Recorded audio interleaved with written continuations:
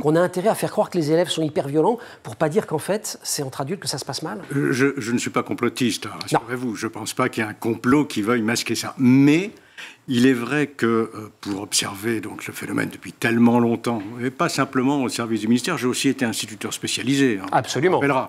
Mais ce qui me frappe vraiment beaucoup, quand j'interviens dans un établissement scolaire, mais aussi dans les enquêtes que j'ai pu faire, la dernière, les plus récentes, sont des enquêtes que j'ai faites plusieurs fois, pour certaines 15 ans presque d'intervalle, auprès des personnels, c'est à quel point il y a une augmentation extraordinaire des conflits d'équipe.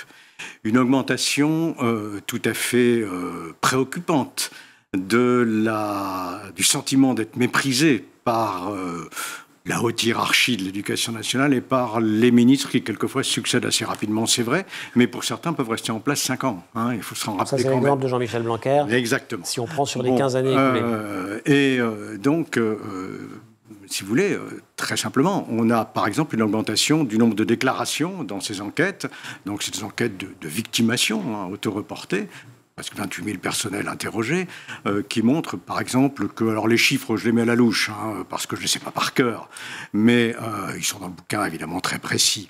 Environ, on va dire, une augmentation de 14% des personnels qui estiment avoir été harcelés. D'accord. Mais harcelés par qui? Dans leur immense majorité, les harceleurs dénoncés sont des collègues. C'est-à-dire, pour faire vraiment très vite...